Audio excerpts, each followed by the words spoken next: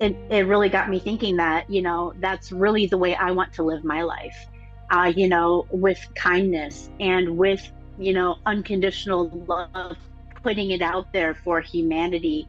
And that's really my mission, actually, is to raise consciousness and to help one person at a time. Fundamentally, I like to educate. So my clients, I like to make sure that when we're doing sessions, I'm teaching them about what we're doing. I'm telling them about what we're doing and giving them little pieces to go home with that they can actually do themselves.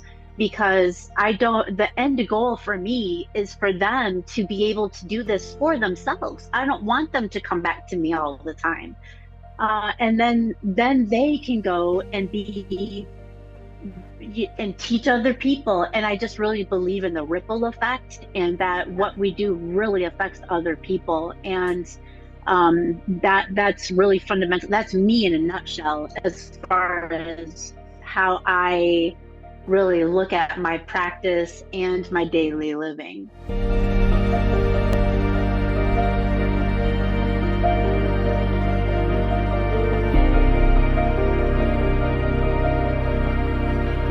Welcome to Souls on Tap. I'm Julianne Thon. And I'm Jennifer Cross. Today on our show, we're happy to welcome Anessa Sustaida, a Reiki, sound, and crystal healing practitioner who incorporates sacred geometry during her healing sessions. Welcome, Anessa. Hi, thank you so much for having me on. So glad to be here. It's our pleasure. Our pleasure, absolutely. Anessa, you utilize several types of healing modalities, but today we'd like to focus specifically on your work with sacred geometry. Can you explain sacred geometry, what it is, and how it can benefit individuals who come to you for healing? Yeah, so sacred geometry, in a nutshell, is the fabric of life. It really does make up, fundamentally, sacred geometry is what makes up the universe. It makes up plants, animals, light, even us. So anything from as small as a molecule to as big as the universe follows these same patterns. And it's those patterns that I work with, and those ties, I would say, that tie us into the universe and tie us all together into what I would call the net, that I work with energetically to incorporate this healing process into my sessions. So really, it's alignment, and it's putting in the fabric of the universe, the energetic alignment back into your system, back into your chakras, into your body, into your energy field. And it creates alignment, balance, and actually transformation, quite honestly. Wow. Interesting. That's pretty great. Yeah. I'm assuming that the geometry is already there within us, and then you help to come in and activate, right? Yes, exactly. Okay. Yep, it's there already. It makes up our bodies. Anything around you that you see has sacred geometry making it up. It's on a molecular level. These patterns repeat, and there are certain patterns that are known to repeat, like the Fibonacci pattern that's seen in nature. There's, the nautiluses, you've seen the spiral is the most common one that people see. And, the symmetrical patterns that make up just the fabric of the universe. So these patterns are already within us. So what I do is I help bring those out, activate them, align them to really awaken and bring forth your inner knowing that you have already. Sacred geometry in itself is inner knowing. It's awakening your inner knowing, right, and what you already have. And when you bring this sacred geometry into a healing session, how do you know what, I'm just going to call it a symbol, what Mhm. geometric shape to use, and how do you know how it's going to work? Yeah, Because the that's a person great is different. question. Each person is also different. So, I mean, it sounds like it could get very complicated. Well, it does sound like it can get complicated, but fundamentally, because we are all made up of the same patterns, it actually is quite simple. Hmm. Really, the symbols that I work with that get planted back into the energetic field, they all have to do with Metatron's cube, the flower of life, the tree of life, and repeating patterns of those or versions of those that either are more simple, like the seed of life. So while there can be millions of combinations for this, the ones that I've seen presented for the healing boil down to the fun. It's usually the tree of life, the flower of life, or Metatron's cube are the ones that are presented in this process. And and I believe that's just because those represent the fabric, the makeup of your energetics already. So the reason that's why it comes up. So really, we are all individuals, but what makes us up doesn't really differ that much. And what if you have a symbol, like my favorite symbol, I don't know why I've always been attracted to it, is the Vesica Piscis or Piscis. Hmm. There's more than one way to say it.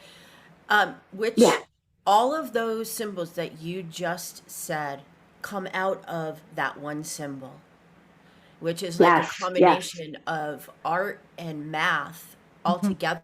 Hmm. And it's also the basis for a lot of the, what do you call it? The Pythagorean solids, right?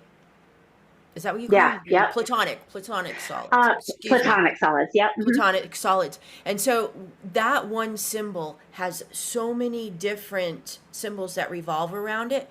Could you just substitute and then cover them all? Or do you have to use one in particular? So in my experience so far, the one that presents most often is Metatron's cube. And I think that's because it does have all those platonic solids, and it involves all of the elements, right? Earth, wind, fire, ether. Fun. So you have all the combinations of the elements and all of the basic symbols put together in one. So I think, yeah, that's why it kind of presents like that, because you're covering all your bases in one. And it's powerful the way it presents, and it really acts as a catalyst is what I found. So the power itself, and I really didn't at first look at the symbol itself too much when I was getting these symbols channeled to me, because they're different to me. They change in energy, and think of like a moving kaleidoscope. That's how it looks like in my mind's eye. Mm. And so the symbol itself that I'm getting is fluid. So, but if I study it at its core, I can pick out a Metatron's cube or a flower of life. Yeah. But it's actually shifting as it happens. So I really think that, because energy is fluid, that we're really covering all of them as we go. Hmm. Interesting. So Mhm. how do you perceive the interaction between sacred geometry and the human energy field?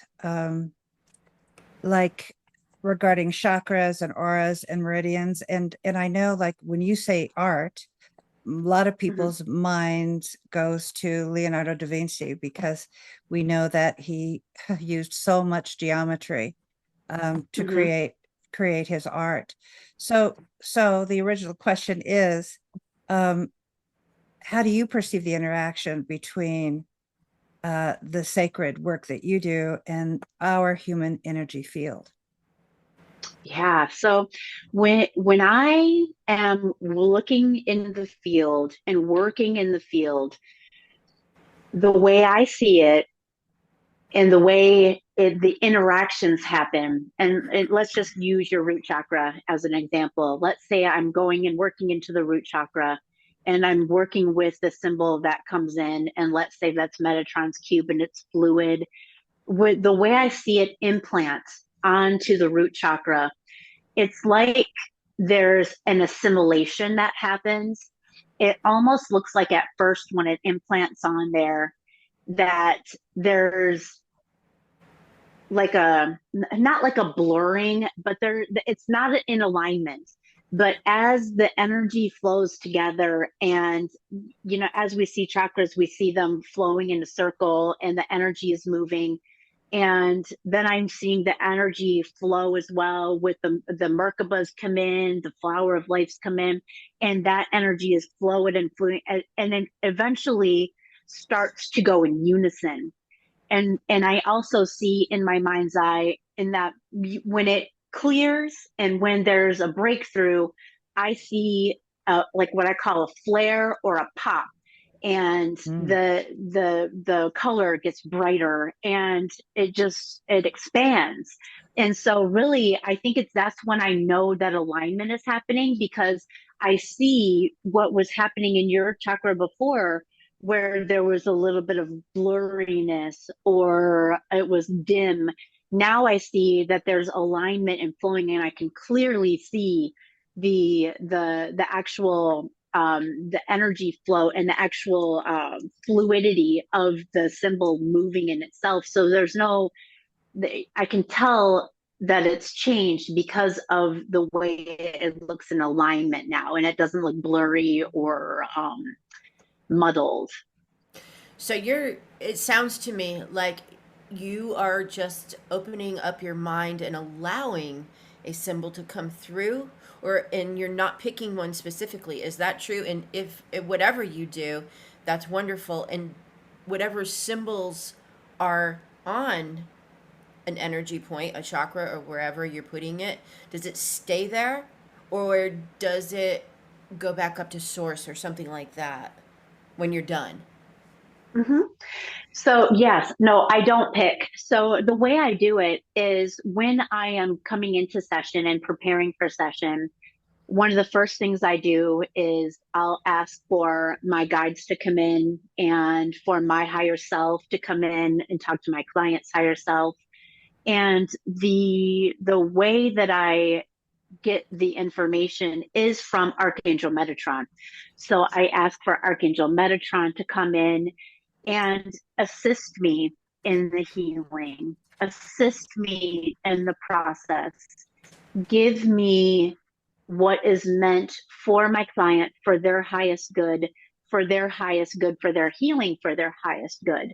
So it's not, I wouldn't say myself, I pick one, I ask for one to be given to me, and then I take it and implant it into their energetic field that's where Reiki comes in, that's where sound comes in. Sometimes I'll use Om to actually move the energy into the chakra itself, to help balance. It's intuitive work, but it's also all comes, and I can see it come through in my mind's eye when I ask Archangel Metatron, show me the symbol, and I'll hold my hands like a lotus, and in my mind's eye it drops in, and then I fill it with universal energy through my Reiki practices, and that's how I give the symbol, I guess, the power to do its alignment, because not only does it have its sacred geometry and its fundamentals, but you're pulling in universal energy. You're pulling in the energy, you can pull it in as golden energy. You can pull it in, let's say you're working on the heart chakra, you can pull it in as some green, I like sparkles, so green sparkly energy, and implant it in that way. So it really is about just what I'm receiving intuitively from my client for their healing. Wow, that is just so interesting. And so you are definitely you're channeling the information Channeling, for that sure. Metatron and your guides and other experts on the other side Mhm. are sending Yeah, your yeah. way. So, in your experience, how quickly can a person that you're working on begin to feel or sense these shifts when sacred geometry is actually applied? And what common indicators do you see happening within those shifts? Oh wow, yeah. So for the people that I've worked on so far, sometimes it's immediate. I've heard even some like hearing their physical reaction, like oh, like the like kind of like a release. Mm. Um, Tears sometimes even. Um, and there's a and something that actually has happened with everybody I've worked with. They've all reported seeing um, I would call a guide that looks like their higher self. Wow. And I actually see it too. With the people that have reported it, I've said, hey, I thought that I've seen like your higher self. I saw this woman who was shrouded in gold, and you step forth, and they would go, yeah, I saw that too. Or another person, I'd say, I really felt your higher self come in, and yeah, so they're seeing also and interacting with a higher version of themselves in their mind's eye. They're seeing this happen, and the feeling. So I'd say the effects can happen right away, and also they happen as you're integrating. So I think not only is it immediate, but it's also something that is transforming, like it's transformation too, because you're actually awakening light codes within your body. And so it takes a second to integrate that. It takes a moment for your subconscious to recognize, and you to start integrating that these codes are being awakened within you. It's manifests sometimes as prophetic dreams, I've heard reported, clairs intensified. Um, I've heard somebody else told me that she is now able, like her meditation, she had never contacted her guides before. She had never heard them or Wow. saw anything. And now she's doing talking with them and saw them in a dream. So the transformation that can be reached, is profound. Hmm. So, I wanted to ask you, when I Mhm. do some forms of my meditation, like especially chakra work, like when I'm clearing my chakras, I think of the symbols that are associated with those chakras, those geometric symbols. For example, like the triangle for the root chakra, Mhm. right?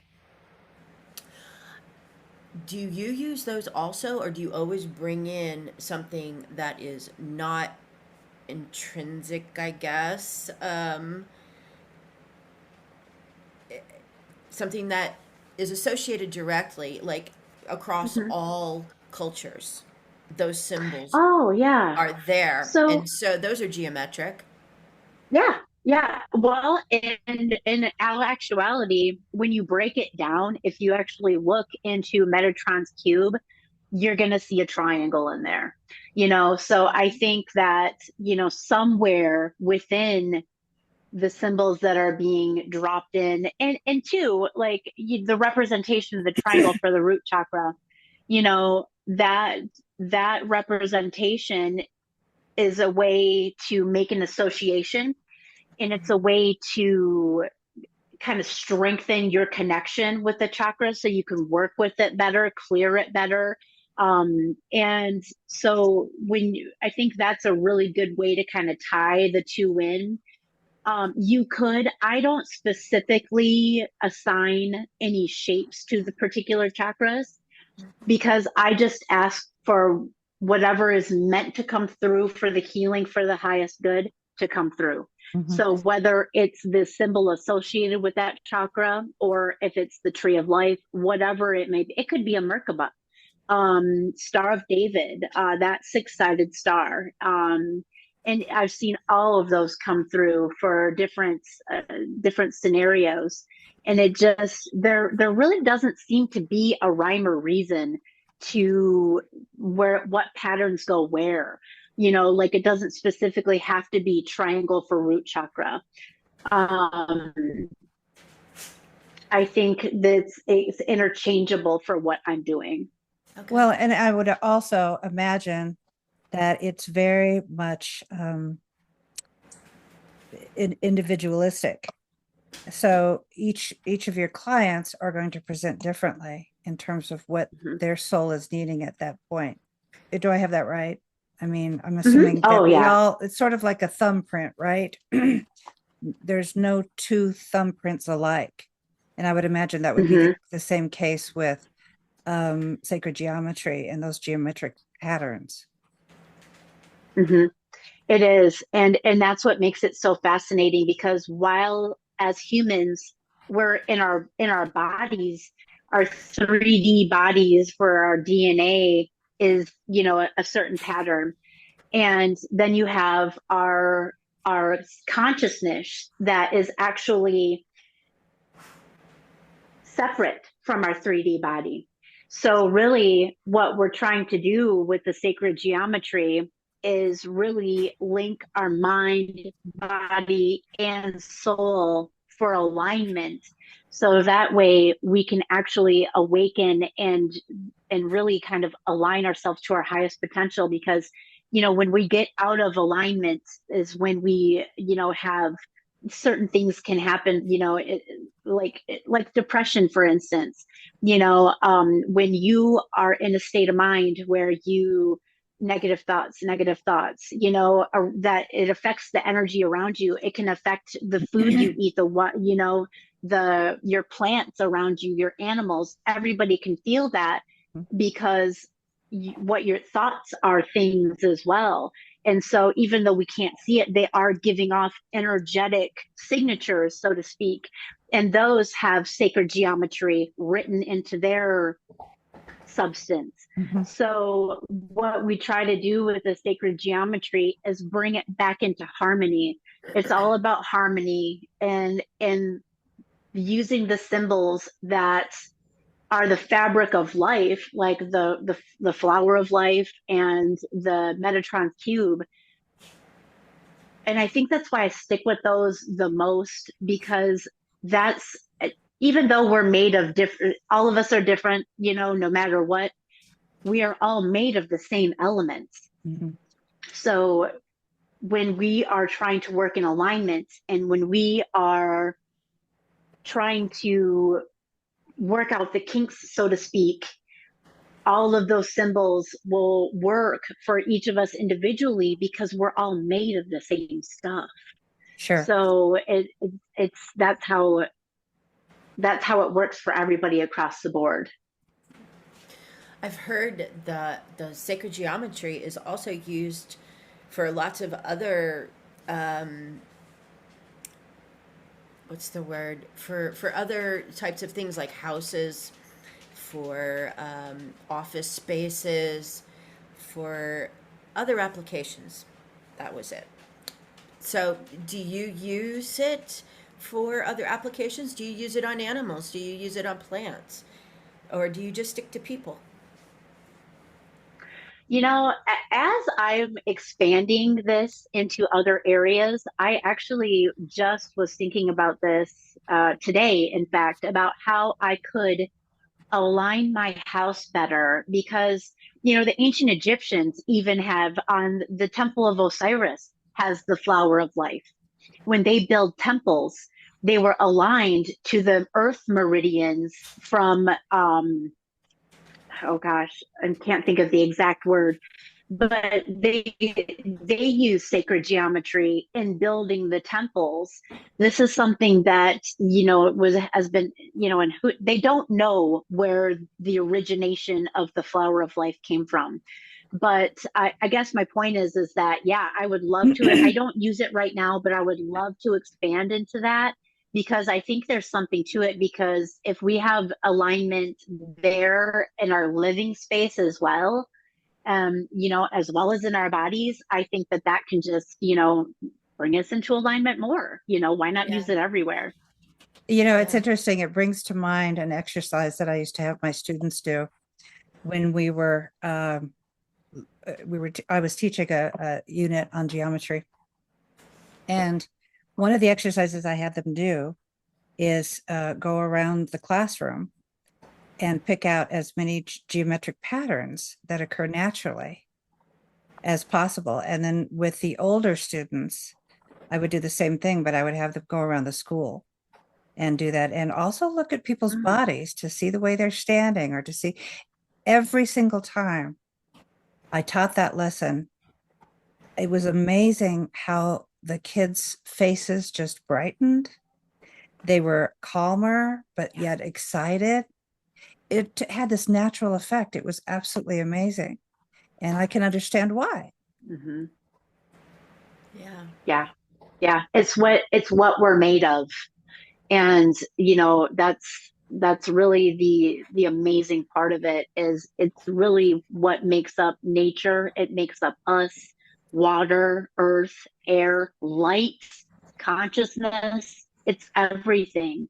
So to incorporate it in healing and removing blockages and transformation is, I think, really, just really getting down to the basics of healing. And it's one of those things that you don't necessarily have to have a certain tool in order to make it work. Right. Or it's for everybody. It doesn't, you don't have to have a criteria, because you are the criteria. Yeah. That's interesting. Sometimes things that Jennifer and I run into with some of our clients is we try to help our clients understand that the healing process isn't just a one and done. They don't just come to us sort of with this occurring hypnotism and symbols or whatever it is that their soul has led them to do. It doesn't just happen there and then they go on. We try to utilize that as a springboard for them to jump off of, and to sort of bring that practice, or that healing, if you will, on a daily basis with them. So what simple sacred geometry exercises or visualizations would you recommend that your clients do in order to support the healing and have that continue, and also clarity or alignment? Oh gosh, yeah, that's a great one. So when I do this for myself in a way that I keep myself in alignment with this, or try to expand on it every day, is I use it in meditation. And I also use it before bed and when I wake up. I try to picture, and the symbols change. I like to use the flower of life as one that I meditate on. I keep it in my mind's eye. I keep it in my Sorry. mind's eye. So that's okay. I have dogs too. I Well, get it. So when you meditate, it's nice to have a focus point, because a lot of times, especially you hear from, and I'm sure you guys hear for your clients too, it's hard for me to quiet my mind, or I can't visualize, I can't concentrate. This is something that when you focus in and bring in the flower of life, or the Merkaba or Metatron's cube into your mind's eye, and meditate on it, and you don't have to do anything else except for keep it in your mind's eye.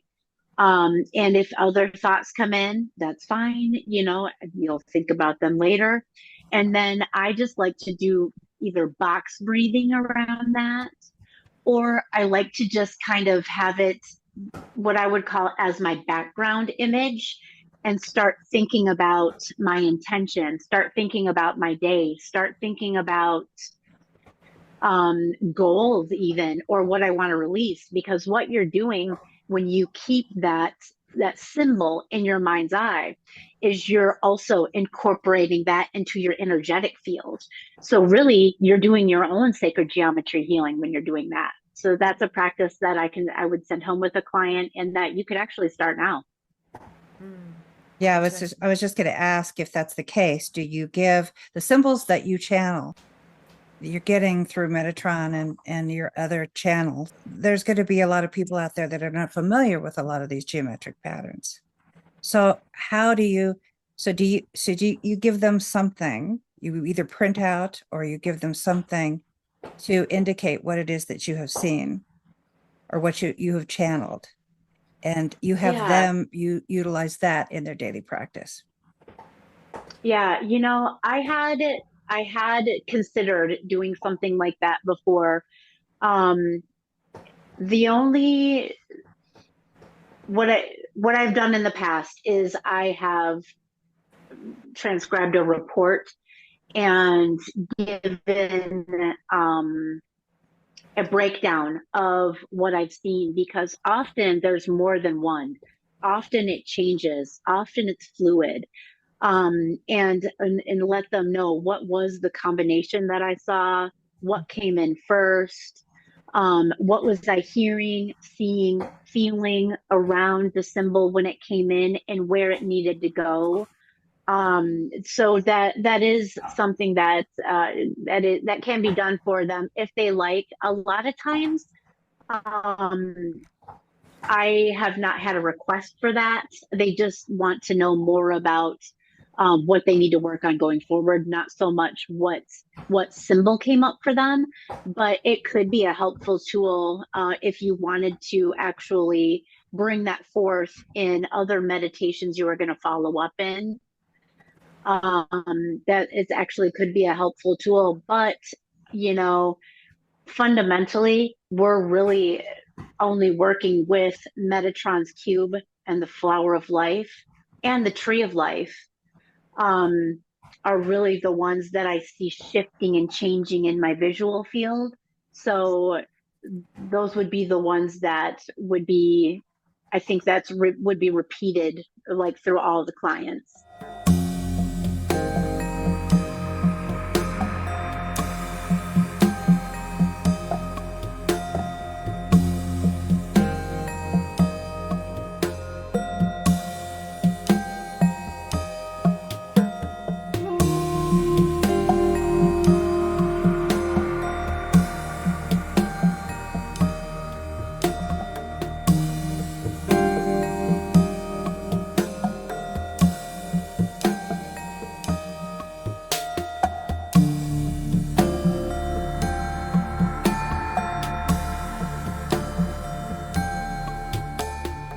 Out of curiosity, I have used crystals, like many, many people, to amplify some of the work that I do. Have you tried Mm-hmm. to use them, and what was the result? Oh gosh. Oh gosh, yes. So I actually, yeah, I'm holding a crystal now actually. So I work with crystals every day. I wear them in bracelets. I'm wearing one on my necklace. Um I haven't actually tried it without, because I think that crystals are helpful tools. I think that they're part of their whole purpose of being here is to help us with this work that we're doing. I have this collection of ones that I have for healing, and I'll look down and I'll ask, who wants to come with me today? And I'll pick them all up and put them around in my vicinity, so that way they can come and amplify and come in and add their energy to it. They are helpers, and I believe they do have a lot to add, because there are some that don't want to come, and there are some that always want to come.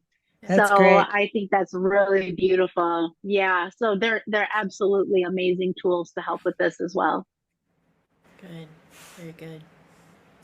So you also because we know that sound produces geometric shapes, right? We've seen how Mhm. it can shift a drop of water into geometric patterns. We see snowflakes. We see how a vibration or a particular tonality can affect sand, for example. It can take something that appears to be chaotic and put it in a very ordered sort of pattern. So I'm assuming, because I know in your introduction, we also brought forth your sound healing too. So how do you incorporate that along with what we just discussed with the crystal? Oh yeah. Yeah, so with the sound, I have tuning forks that I use in the session as well, singing bowls, and I also tone. I use my voice. Mm. So along with the dropping in of the symbols with Reiki, I will sometimes use Om. So I'll say Om as I'm moving the symbol into the energetic field. There are times where I use a tuning fork. And the tuning forks I have are all tuned to the different energy centers, the different chakras. So let's say we're using the one for the root chakra. That frequency of that tuning fork is set to the root chakra. So energetically, I like to say to my clients, it's like when you're building a home, instead of using like a hammer and nails, we're using power tools now. Because when you use that tuning fork, it's the vibration goes across into your energetic field and integrates right into your chakra. And because of the way vibration and frequency work, they have to go in alignment. So when you tune it together, your chakra comes right into alignment. So that's the beauty of frequency. That's the beauty of using sound, because it makes energetic alignment almost instantaneous when you're using the tuning forks as well. It really is an amazing process. That is a very powerful tool to use for the alignment for the chakras, because our bodies are 98% water. Yeah. It goes right into our bodies as well. So that's where you get that pain relief. That's where you get that mood boost, that wellness.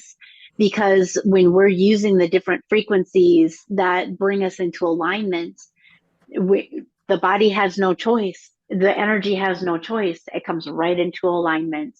And of course, we're going for our highest good, and that's what our intention is. So it really is a powerful transformation. Like these three things that we use together, lots of transformation, lots of healing, lots of alignment happen for people. I love that you're using that sound, the Om sound. I remember a Yeah. 1,000 years ago in another life when I was studying transcendental meditation. And I remember learning that that is the actual symbol and sound of the universe. So it is Mhm. one of the most powerful sounds that we can create. Oh, yeah.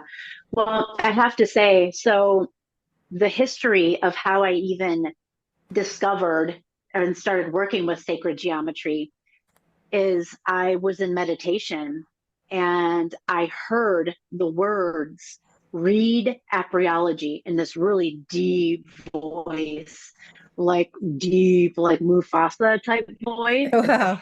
And it kind of like jolted me. And I thought, oh, what stuck with me was I'd never heard the word apriology. What is apriology? So I came out of meditation, wrote it down real quick, and then went back and, asked for clarification. And I didn't get any, but what I did get was symbols. I started to see the geometry. I started to see shapes and frequencies. And I knew right there that that was powerful. So I started to Google and I started to try to find out what is apriology. I'd never heard of it. And what I found out, Google didn't have any information. So went to ChatGPT, and it's actually a obsolete word that came from the ancient Greeks that means sacred geometry, or the knowledge of inner knowing. It's the practice of, or the science of inner knowing. So that's what started me on this. And another time I was in meditation, I was starting to have this out of body experience, and I was doing a guided meditation actually. And it came to the part where it asked, what are your guides? What is the message from your guides? And all I heard was, oh, but it was so deep, and it sounded like 1,000 monks doing oh, and it jolted me again. And I came out and I thought, huh, no words, just om. Okay, got it. And went back in, and so that's what made me start to incorporate om into my practice, because that if they're telling me that there's no words, I just need a sound. That's how I got the idea to incorporate it into the practice of sacred geometry and into the practice of this healing that I do, which was also given to me in actually a meditation as well, from Archangel Metatron. I was shown the process of this healing. So I said, okay, I'm your vessel. This is what I'm going to do, because Wow. I felt like I was being breadcrumbed. Here's Mhm. this read epryology. You hear that? Here's this om. Okay, okay, I'm supposed to do that. And then, I'm reading up on sacred geometry. And meanwhile, I'm having these dreams, and they're all symbols, changing frequencies. And, every day this is happening. And then it came to me in a meditation, it started to flow about this is what you're supposed to do with it. And Metatron showed me, me receiving a symbol, showed me healing somebody using my Reiki to implant it into the energetic field and toning Om to give it to them. And Wow, I how thought, powerful. I thought, I'm getting chills right now. I Uh, thought, yeah. okay. I thought, okay. And a part of you goes, so, so I'm supposed to do this, me? Yeah. And you go, well, I don't know. Is this really a thing? Or should I be, I don't know, like who comes up with this stuff? And then I thought to myself, you know what?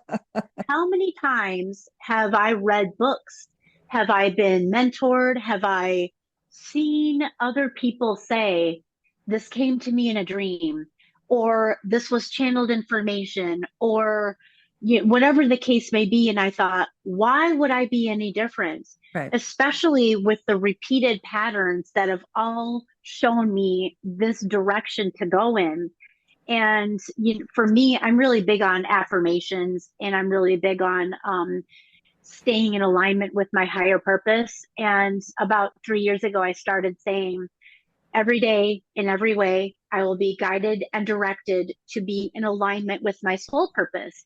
And I just have that going as a mantra in the back of my mind, because at that point in my life, about 3 years ago, I was feeling disillusioned, lost, didn't know what I want to do with my practice. I didn't have a practice then, but I had a skill set, but I didn't know what to do with it.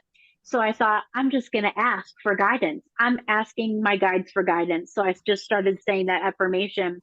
And I think that was the starting point of this, that I've been given the answer and being guided and directed for my higher purpose. And yeah, as I mentioned earlier, I do believe my higher purpose is to raise the collective, is to raise consciousness. And if I can help somebody reach their alignment, and if I can help somebody wake up and find their purpose and alignment and heal other people and guide other people as well, then I'm doing my job, and I'm helping the collective, I'm helping Earth. And I really think that's what I'm here for. And that's why I do the work I do. It's beautiful. It really is. That is beautiful. And when you're doing all of this work, bringing people into alignments and coherence, how do you protect yourself from not becoming misaligned and so on? You know, how do you keep your own center, if you Oh will? man. Yeah, so that's a great question. So me, I work in layers, and I also do check-ins with myself very often. So as far as protection goes, I am first of all, I bring in the white light every morning when I wake up. For protection and guidance, I surround my house, I surround myself, I fill up my energy field with white light for protection. I ask Archangel Michael to come and protect me, my home, my family, and from any energetic or emotional negativity or anything that's not for my highest good. I'm very big on layers, so I'll bring in energy. I bring in crystals. I bring in prayer, affirmation, and in session, that's the other thing too, is I do a lot of grounding, a lot of transmuting, because even though energy is always flowing through me, I don't hang on to this energy, and it's not coming from me. This is not my energy. I think we still kind of pick up stuff. It's like little dust particles kind of, land on us. And, if we're helping somebody that's got a lot of trauma or blockages, I just think that is impossible to not kind of pick up some of that. But that's why I transmute. I use the violet flame. I'm really big. I call myself almost, it's funny because it comes from my sister. My sister, she used to go, and did you ground? Because, You're she's right, like the right, grounding police. But right. it's so true. It's so true. And then, when my clients are asking me certain things are happening, well, this happened, that happened. And I go, well, did you do your protection? Did you do your grounding? What was your intention? And they go, oh, because, these are all things that energetic hygiene, I stress the importance of energetic hygiene every day, because especially with the work I do, because it's so important that we do this Yeah. maintenance and do check-ins with ourselves. How's my energetics?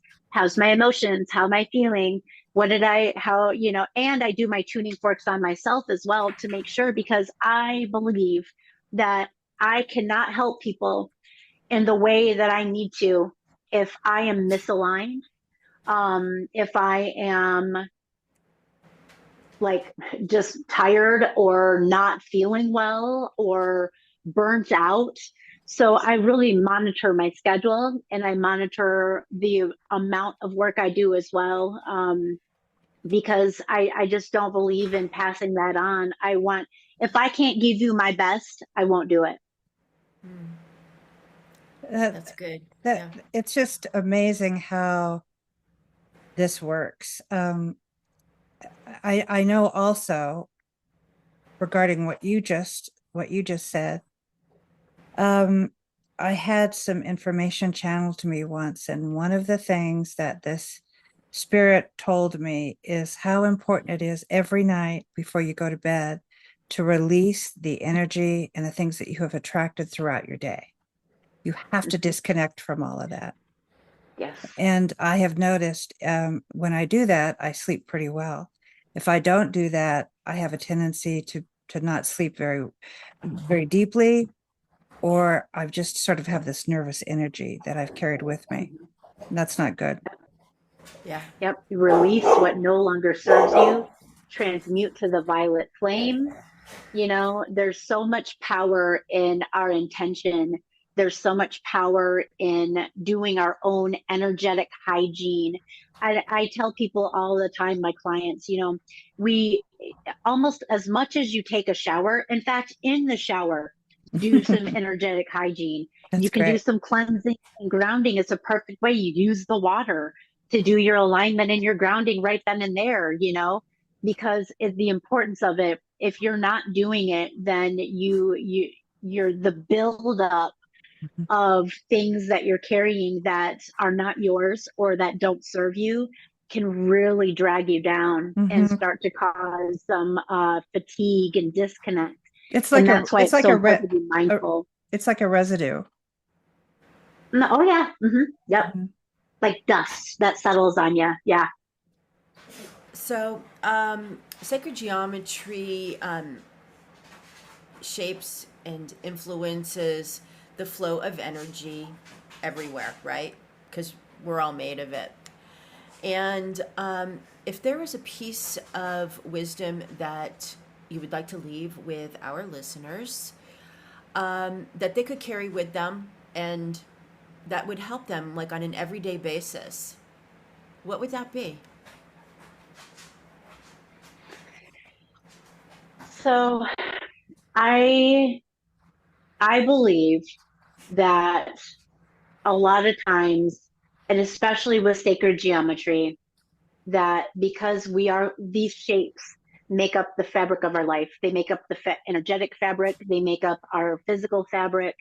And I think what I would say is to look within, because even though we try and we are always looking, and it is good to learn from other people, but this journey I've been on with sacred geometry has really shown me that the inner knowing that I've developed and the relationship for trusting my higher self, trusting my inner knowing has really shown me that we all have this light within us because we're all connected. And I really believe in oneness. I really believe in the connection.